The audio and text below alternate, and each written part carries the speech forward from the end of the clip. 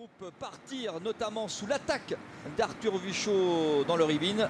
Ils sont désormais 3 en tête et Maxime Méverel vient d'être lâché par ce groupe, emmené désormais par 2 coureurs de l'équipe Europcar. C'est un peu, si l'on résume maintenant ce championnat de France, eh bien c'est aujourd'hui l'échec de l'équipe de Jean-René Bernodeau.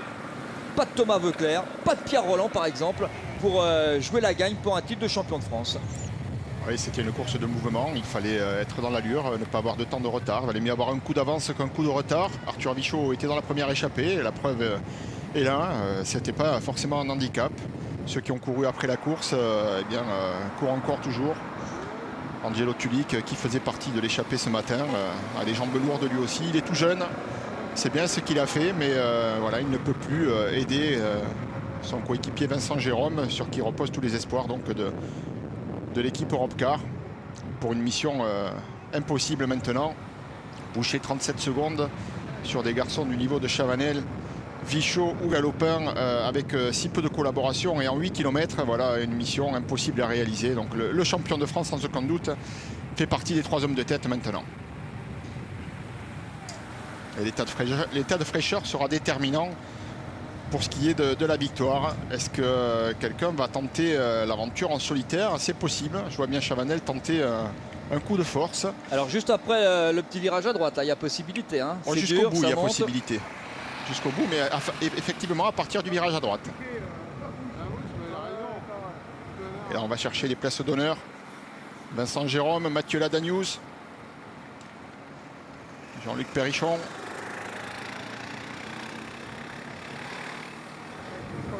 Voilà, illustration de la mésentente dans ce groupe. On n'y croit plus. On sait que le titre s'est envolé. On a pris un coup sur le casque. Et je crois que pour certains, surtout, c'est le bout du bout. La fatigue est là. Pas moyen d'être plus efficace. Même si cette accélération a ramené les 3 hommes en chasse à 33 secondes du trio de tête. Résultat, on a encore perdu pas mal de coureurs. Avec ici Mathieu Ladagnouz. Encore Angelo Tulik qui aura fait un sacré championnat de France. Voilà ce fameux virage à droite avec tout de suite cette route qui remonte. Mais on est à l'abri, c'est intéressant. Alors qu'ici, pour accompagner tout ce petit monde, c'est Renaud Dion. Voici le trio de tête. Alors est-ce que l'on va terminer à 3 ou est-ce qu'on va s'attaquer? C'est malin ce que fait Arthur Vichot. Il a d'abord, et c'était légitime, fait le choix de ne pas rouler. Aucune consigne donc, il s'est simplement servi du fait qu'il était dans cette échappée depuis le départ. D'une fatigue que l'on pouvait imaginer bien présente au niveau de ses 2 compagnons d'échappée et pouvoir justifier le fait qu'il reste dans la roue. Maintenant, il faut renouer le contact, essayer de redevenir un coureur amical, sympathique, à qui on n'en veut pas trop, en passant quelques relais. Il a compris également, Arthur Vichot, et ça c'est un signe de lucidité à ce stade de la course, que peut-être qu'il allait devoir assumer la responsabilité de l'équipe FDJ jusqu'au bout et que du coup il fallait qu'il garde des forces. Maintenant il faut résoudre l'énigme, il faut aller jusqu'au bout et essayer de remporter le titre. Ça ne sera pas facile. Et pour employer une expression chère désormais à Sylvain Chavanel aujourd'hui, il y a un groupe qui est revenu ici. C'est enterrement de première classe. Il y a un groupe qui est revenu puisqu'on voit Johan Ofredo, Anthony Roux.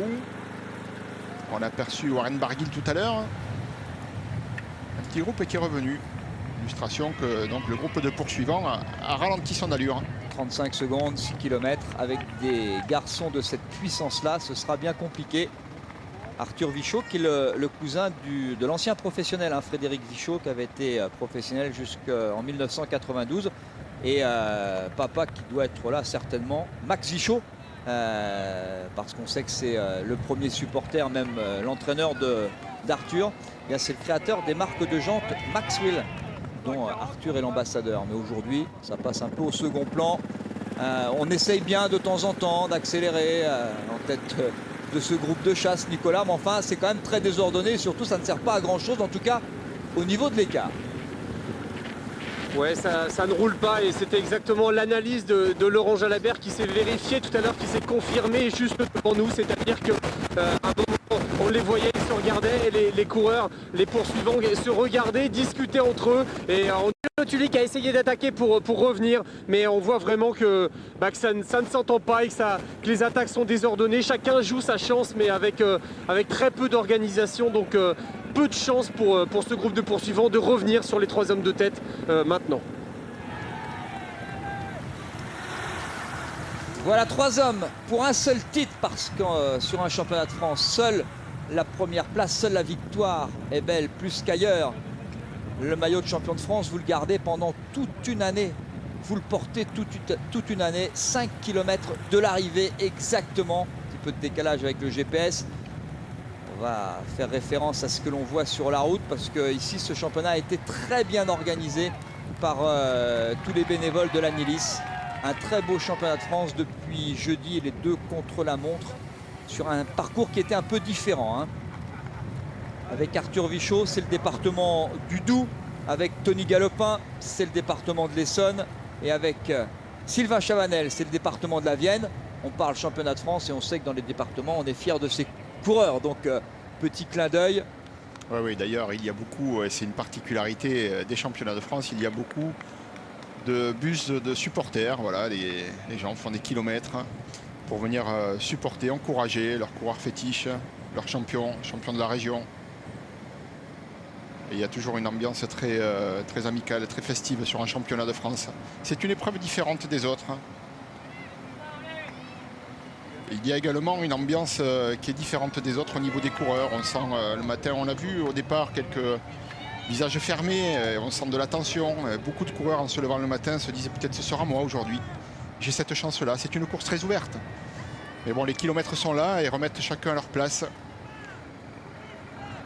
Et on retrouve sans surprise Sylvain Chavanel devant. Agréable surprise de voir Tony Galopin, dont on connaît le talent et qui finalement gagne moins souvent qu'il ne promet de gagner. Et c'est peut-être aujourd'hui son jour de gloire, je l'espère pour lui.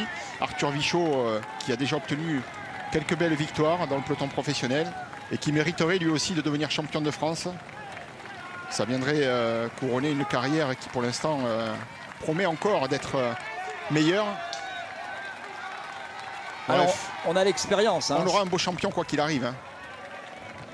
Et le maillot sera bien porté parce que ce sont 3 coureurs qui savent gagner. Oui, qui seront présents dans les grandes courses avec l'ambition de faire un résultat à chaque fois. Comme c'était le cas pour Nasser Bouhanni dans un autre registre l'année passée. L'expérience, forcément. C'est Sylvain Chavanel, il a 34 ans. Il a 35 victoires à son compteur, dont des victoires de prestige sur le Tour de France, par exemple. Puis, Thierry, c'est celui qui a le moins à perdre. Il a déjà remporté un titre de champion de France. Il peut prendre des risques. Pour les autres, il y a la peur de l'enjeu, peut-être. Attention, hein, il faut arriver à maîtriser ses émotions, se détacher de l'événement et faire en sorte qu'on manœuvre à la perfection sans se bloquer. Allez, pour une place d'honneur, ici, Anthony Gélin qui est sorti.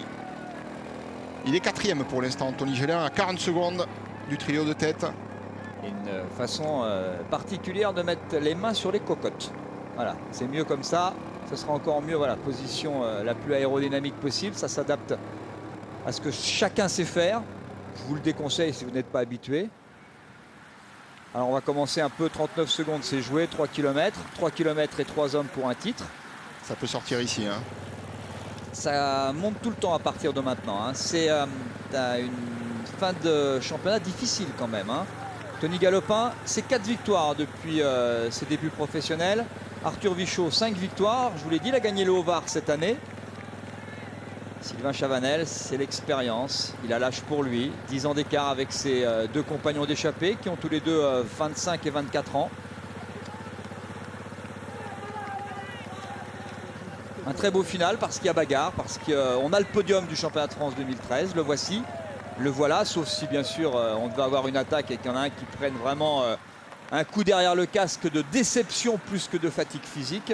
Mais sinon, eh bien voilà le podium des championnats de France, il est magnifique. Sylvain Chavanel, Tony Galopin, Arthur Vichot, mais dans quel ordre? Alors faites vos jeux comme l'on dirait à la FDJ.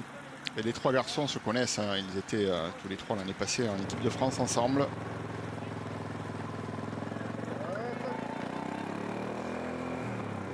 Allez, Anthony Gélin est repris et c'est Anthony Roux qui relance. Il est tombé, Anthony Roux. Hein. Ouais.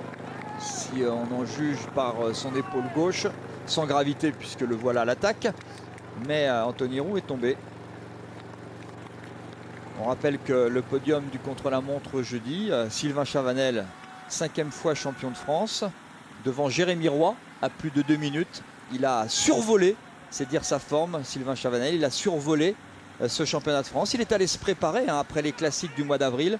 Il est allé se préparer comme d'habitude. Il a fait un stage. C'était à Font-Romeu. Il n'a pas changé ses habitudes.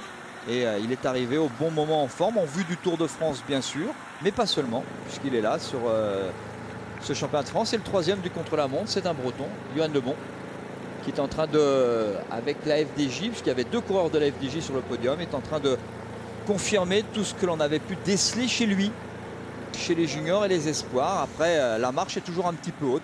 Le plus dur, c'est de confirmer chez les professionnels, puisque c'est un championnat élite professionnel. Hier, c'est Cédric Delaplace qui est devenu champion de France en élite amateur. Et chez les jeunes femmes, le matin, la jeunesse a parlé, comme elle avait parlé lors des contre-la-montre, puisque c'est une jeune fille de 24 ans. Tiens, ça peut peut-être donner des idées à Arthur Vichot. C'est Élise Delsen, une jeune fille qui porte les couleurs de Dijon, qui avait été championne de France chez les juniors, qui s'était arrêtée pour se consacrer ensuite à ses études. Le temps de devenir ingénieure, elle exerce dans une entreprise de blanchisserie à Soissons. Et la voilà championne de France senior à 24 ans. C'était samedi matin. Attaque d'Arthur Vichot. La réponse de Tony Galopin. Il a l'air costaud Galopin encore. Vichot il est bien sorti quand même. Ouais, mais Chavanel est malin dans la roue de Tony Galopin. Il laisse le coureur de l'Essonne, le coureur originaire de Dourdan, faire l'ensemble des efforts. Il va aller au bout, 500 mètres. L'exploit d'Arthur Vichot, le plus jeune des trois, attention, le plus jeune du trio. Ouais, attention parce que, mais bon, regardez, Sylvain Chavanel, attention, Sylvain Chavanel, il a laissé un petit peu, il est resté en roue libre. L'effort de Tony Galopin qui lui demande le relais. Voilà, le relais est pris. La contre-attaque de Sylvain Chavanel qui va déposer Tony Galopin, mais Arthur Vichot ne te retourne pas, Arthur. Arthur Vichot pour un titre de champion de France. Avec le retour de Sylvain Chavanel, Tony Galopin sera 3e. Arthur Vichot ou Sylvain Chavanel, Arthur Vichot qui doit revenir. Sylvain Chavanel, Arthur Vichot qui va être sacré champion de France ici à l'Anilis. Regardez, grande victoire, voilà un grand champion, un champion de demain. Magnifique. Qui fait plaisir bien sûr à la FDJ. Sylvain Chavanel déçu est 2e, Tony Galopin qui aura tout donné, déçu aussi, est 3e. Mais aujourd'hui, rien à faire face à un authentique exploit, celui d'Arthur Vichot. D'abord parce qu'aujourd'hui, je vous l'ai dit, c'était un peu particulier pour la FDJ. Alors que Marc et Yvon Madio sont dans la douleur, eh bien, il a offert ce titre à la FDJ et surtout, il a fait quelque chose d'assez exceptionnel, Arthur Vichot. C'est qu'il était dans l'échappée, il a quasiment fait 240 km devant. 4, 5, 6 pour la FDJ. 4.